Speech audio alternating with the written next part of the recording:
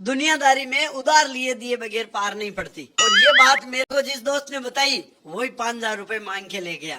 बोले भाई साहब कल लौटाता हूँ। मैं 2 दिन वेट करने के बाद उन्होंने कहा क्या हुआ? अरे बोले भाई साहब खाके थोड़ी बग रहे, रुपए आपके है हाथ में आने तो लौटाता हूँ। मैंने कहा कब?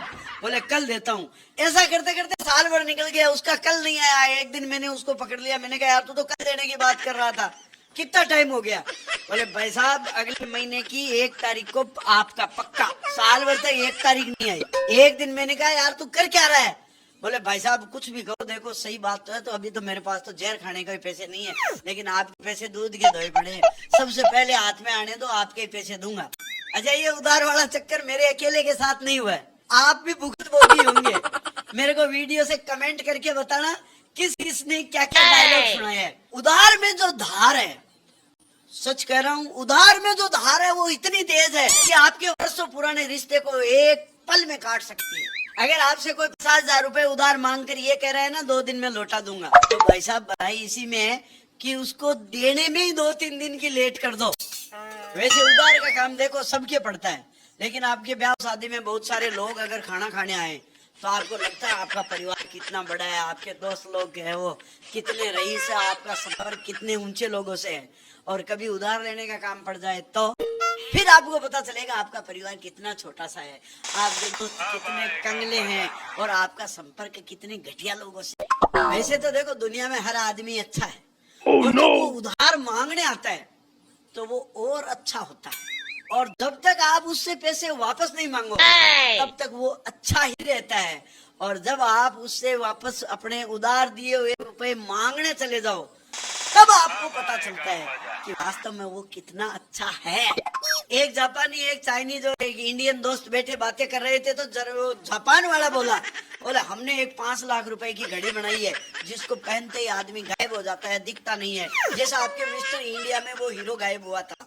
तो इतने में चाइना वाला बोला यार हमने तो ऐसा कपड़ा बनाया है 50 लाख रुपए मीटर का है, लेकिन अगर कोई उसको पहन ले तो वो आदमी दिखता नहीं है, गायब हो जाता है, अदृश्य हो जाता है।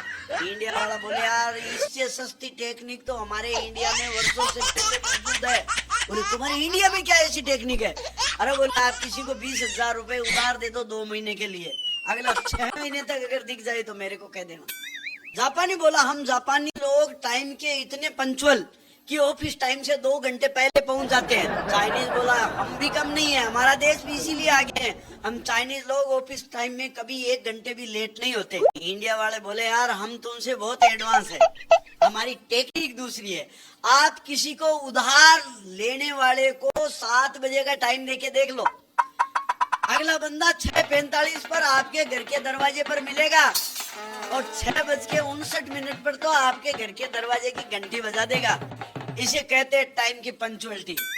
और अगर आपको उस उधार वाले से वापस पैसे लेना है तो उसके घर रहेगा, और अगर उसने टाइम 7 बजे का बताया है तो आप भले ही 6:30 बजे उसके घर पहुंच जाओ, आपको पता चलेगा बंदा 6 वाली ट्रेन से तो निकल करके दिल्ली पहुंच गया है।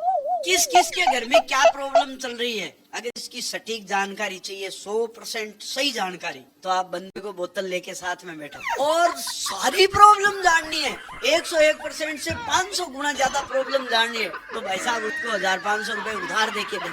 किसी आदमी की मौत पर घर वालों से ज्यादा दुख तो उस आदमी को होता है जिसने उधार रुपए दे रखे हैं, और दुश्मन से ज्यादा खुशी उस आदमी को होती है जिसने मरने वाले से रुपए उधार ले रखे। अगर किसी की तिये की बैठक में आने के बाद कोई आदमी मरने वाले के घर 2-3 बार और जाता है तो ये समझ लो वो इनडायरेक्ट रूप से तकादा करने ही आता है। वो एक गांव में बोरा मरा, बोरा मतलब जो रुपए लेन देन करने वाला मोहरा, जो बैंक से या किसी फाइनेंस वालों से 1% में रुपया उठाता है और 2 रुपए से लेकर 10 रुपए सैकड़े तक लोगों से वसूलता है, वो मरा। यमराज के सामने गया तो यमराज को जाते ही पूछा अब मेरे को रुपए लेने देने वाले तो परेशान नहीं करेंगे, मेरे सारे लफड़े पड़ती लोग में छूट गए। यमराज जी बोले बिल्कुल छूट गए, क्योंकि तुमने जिन लोगों से रुपया ले रखा था वो सारे लोग नरक में गए हैं, और तुम्हारे रुपये से जो लोग मौज कर रहे थे वो आज भी स्वर्ग में मौज कर रहे हैं। तो बोले भगवान मेरा क्या होगा, मैं स्वर्ग में गया तो मेरे को वो परेशान करेंगे, नरक में गया तो ये परेशान करेंगे। भगवान बोले टेंशन की जरूरत नहीं है, लोगों को पाप पुण्य की सजा देने के लिए बिचौलिए के रूप में हम तुम्हें इस्तेमाल करेंगे और अब की बार डबल का टारगेट देकर वापस पृथ्वी लोग तुझे ही भेजेंगे। अपने सरकार तो किसानों के 50,000 रुपए लोन तो इसलिए